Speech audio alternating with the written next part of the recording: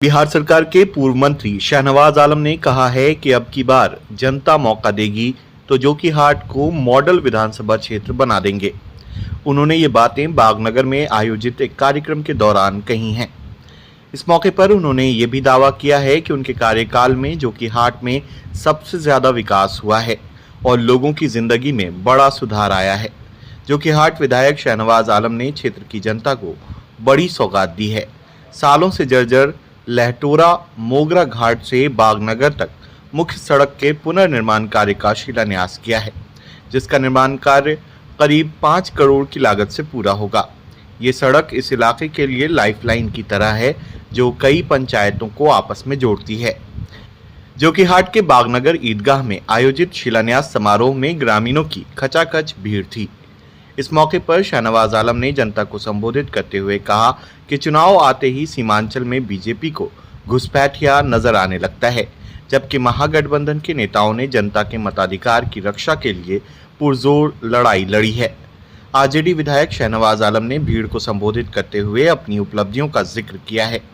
उन्होंने कहा कि उनके कार्यकाल में जोकीहाट का गौरव बढ़ा है। वहीं अररिया लोकसभा सीट हारने पर टीस का इजहार किया है और बीजेपी कैंडिडेट को मदद पहुंचाने वालों को आड़े हाथों लिया है। कुछ लोग जोकीहाट के इल्जाम लगाते हैं कि शाहनवाज ने क्या किया। शाहनवाज ने जो किया है, आप हमारे मालिक हो। आज जो इस मंच पे बोल रहा हूं, ये वो आपकी ताकत से बोल रहा हूं।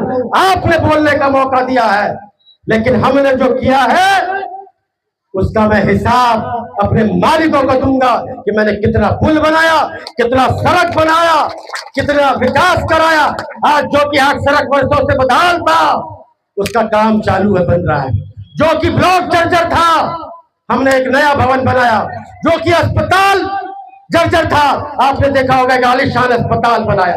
बिजली 6-6 दिन तक नहीं रहती थी, लेकिन हमने पावर ग्रिड बनाया, बिजली रहती है। अब समस्या तार का है और कहीं कहीं पे कम वोल्टेज का है, मैं उसको भी दूर करने का कोशिश करूंगा।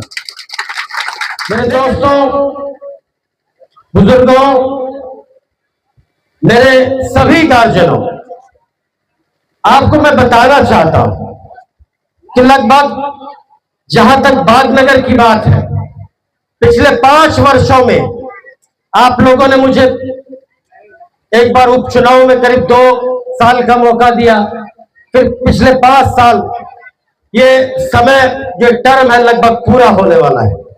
और आपको ये बताते हुए खुशी हो रही है, पिछले 5 सालों में हमने आपके पंचायत में क्या क्या किया है, वो मैं आपको बताने का काम करूंगा। आज तो शुरुआत है, मैं फिर आपके बीच आऊंगा।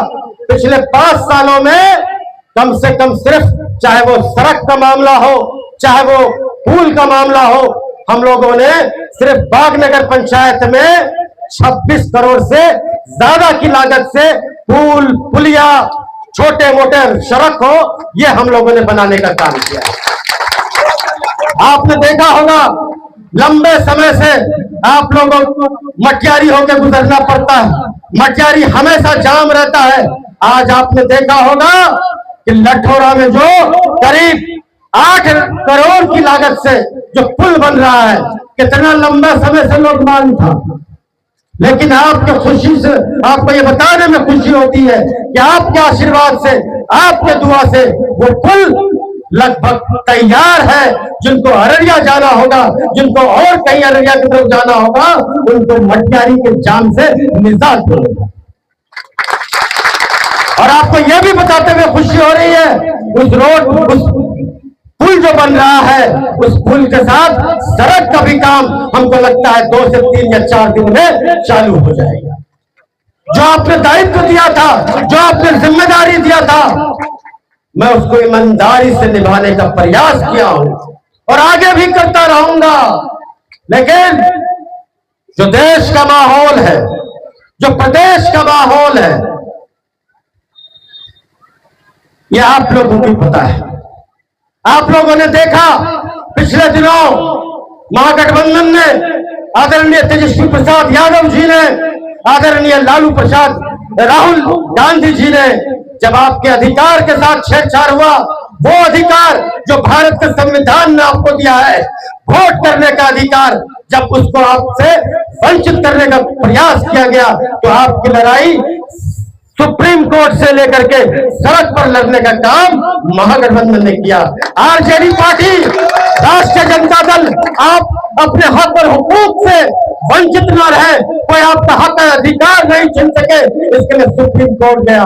और आपने देखा होगा पिछले दिनों सुप्रीम कोर्ट का एक निर्देश आया, जो 11 दस्तावेज चाहिए था, जिसमें पहले आधार, यही आधार जो पहले हर चीज के लिए मान्य होता था, लेकिन साजिशन इस चीज को एफआईआर से अलग कर दिया गया था। लेकिन सुप्रीम कोर्ट ने सबको देखते हुए राजद के दलील पे 11 दस्तावेज के अलावा आधार को भी जोड़ने का काम किया।